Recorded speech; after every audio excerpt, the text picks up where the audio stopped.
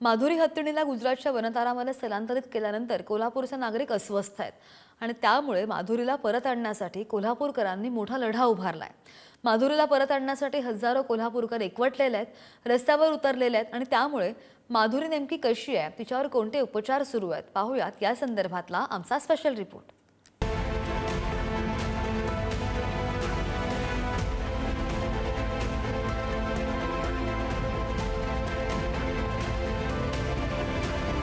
माधुरी हत्तीणीसाठी कोल्हापूरकरांचा लढा दिवसेंदिवस आता तीव्र होतोय। माधुरी हत्तीण पुन्हा नांदणीत यावी अशी जनभावना आहे। कोल्हापुरातल्या गडहिंग्लजमध्ये महामोर्चाही काढण्यात आला। या मोर्चात चिमुरडे मुलं, युवक युवतींसह वयोवृद्ध नागरिक मोठ्या संख्येने सहभागी झाले होते। नांदणी मठातील जे माधुरी हत्ती गुजरातला नेलेलं आहे त्याचं तीव्र दुःख सर्व समाजाला, जैन समाज त्याचबरोबर इतर समाजाला होत आहे। सगळं देशातलं हे अशा पद्धतीनं अनेक इंडस्ट्रीज गुजरातला नेल्या, त्याच्याबद्दल आता काय म्हणणार नाही, पण हत्ती सुद्धा यांना पुरवहिना झाल्यात। हे हत्ती सुद्धा इथे उचलून न्यायला लागल्यात सगळे गुजरातला।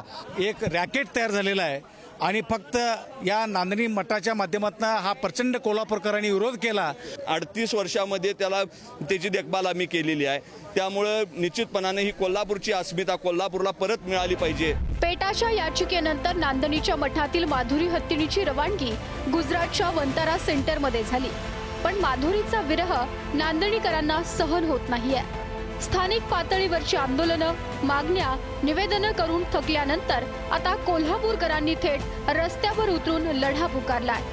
माधुरीसाठी निघालेला हा आत्मक्लेश मोर्चा गडहिंग्लज नगर परिषदेवर धडकला। माधुरीला जोपर्यंत परत घेऊन येत नाहीत तोपर्यंत आपण शांत बसायचं नाही, असा नारा जैन मुनींनी यावेळी दिला। आज जर निश्चितपणे माधुरी हत्तीला जर परत आणायचं असेल, संविधानानुसार एकच आपल्याला मार्ग आणि एकच रास्ता आपल्याला दिलाय, तो म्हणजे जनरेटा आणि जन आंदोलन। जोपर्यंत ती माधुरी हत्तीन परत येत नाही तोपर्यंत हा लढा असाच चालू राहील। माधुरीला कोल्हापुरातून स्थलांतरित केल्यानंतर कोल्हापूरचे नागरिक अस्वस्थ आहेत। कोल्हापुरातून निघताना डोळ्यात अश्रू घेऊन गेलेली माधुरी कशी आहे, माधुरीवर नेमके कोणते उपचार सुरू आहेत, कोल्हापूरकरांच्या काळजीचे हे प्रश्न घेऊन पुढारी न्यूज थेट गुजरातमधील वंतारामध्ये पोहोचलंय।